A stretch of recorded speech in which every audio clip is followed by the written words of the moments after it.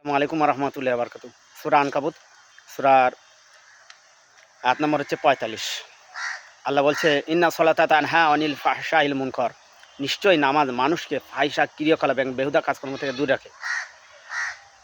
অবশ্যই দেখুন, বেশি বেশি যারা বেদাতি তারা বলে যে আগে মন ঠিক করো তারপর নামাজ। ওরা বেশি বুঝে গেছে। স্বয়ং আল্লাহ রসুল বলছেন যে যে নামাজ মানুষকে ফাহিশা ক্রিয়াকলাপ বেহুদা কাজকর্ম থেকে দূরে রাখে, আর ওরা বলে আগে মন ঠিক করো তারপর নামাজ। মানে ওরা বেনামাজি বেদাতি। অবশ্যই ওদের কথাবার্তা সব কোরআন হাদিস বহির্ভূত, টেরা বেঁকা। ওরা বেশি বোঝে, ওরা আল্লাহ রসুলের চেয়ে বেশি বোঝে। আগে মন ঠিক করো তারপর নামাজ। আরে মন ঠিক করার বয়স হচ্ছে কত বছর বয়স? বালেগা হওয়ার পরে। আর নামাজ পড়ার কথা রসুল বলেছেন, মুরু আউলাদুকুম বিসসালাত ওয়া আবনানা সাবানিনা। তোমরা তোমাদের বাচ্চাদের নামাজ পড়ার কথা বলে যখন তাদের 7 বছর বয়স হয়। 7 বছর বয়সে নামাজ পড়ার কথা। আসলে এদের ঠিক জায়গায় বাড়ি পড়ে না। অবশ্যই এরা পুরোপুরি বেদাতি। এরা পুরোপুরি শিরিক কুফার আর বেদাতের সঙ্গে যুক্ত। এরা নামধারী, কিন্তু মুসলিম নয়।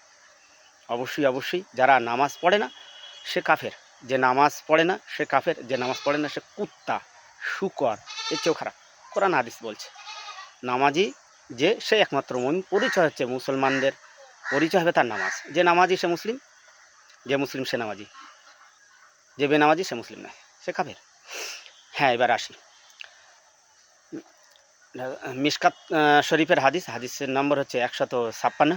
হাজরত আবি হুরায়রা রাদিয়াল্লাহু আনহু থেকে বর্ণিত। তিনি বর্ণনা করেন যে মহানবী সাল্লাল্লাহু আলাইহি ওয়াসাল্লাম বলেছেন, সেই ব্যক্তির চেয়ে মিথ্যাবাদী আর কে হতে পারে যে কোনো কথা শুনলে তার যাচাই বাছাই ছাড়া তা প্রচার করে বেড়ালো। হাদিস মিশকাতুল মাসাবি, আলিম 2য় বর্ষের হাদিস। ভাই, ব্যাখ্যা আছে যে হাওয়ালা সনদ ছাড়া কোনো কথা বলে আপনি ধরা খাবেন।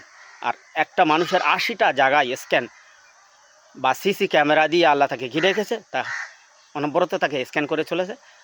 তাকে video camera, call recording, video audio করে চলেছে। তাকে জবাব দেওয়া লাগবে। আপনি দুনিয়ার জমিনে হয়তো ছাড়া পাচ্ছেন, জবাব দেওয়া লাগবে। সে মুসলিম মুসলিম যাই হোক, প্রত্যেকেরই তার কর্মের জবাব দেওয়া লাগবে। অতুকাল্লিমুনা আইদিহিম ওয়া তাশহাদু আরজুলুহুম বিমা কানু ইয়াকসিবুন আলা নাখতিমু আফওয়াহিহিম। আল্লাহ বলছে, আমি তার জবান সিল করে দেবো, আর তাদের হাত আর তার পা সাক্ষী দেবে যে হ্যাঁ লাগে খারাপ কাজ করেছ। তো কোথায় পালাবি? ওই জন্য অবশ্যই যে কোনো কথা যাচাই বাছাই সহকারে বলতে হবে। হাওয়ালা সনদ আর গ্যারান্টি সহকারে বলা দরকার, নাহলে আপনি ফেসে যাবেন ভাই। সে ধর্মীয় কথা হোক, যে কোনো কথা। ওই জন্য অবশ্যই কোরআন হাদিস ছাড়া কোনো কথা গ্যারান্টেড নয়। অবশ্যই। আর কোরআন হাদিস মানলেই তারা সে নাকি আহলে হাদিস সালাফি, সে নাকি ওয়াহাবি। আশ্চর্য।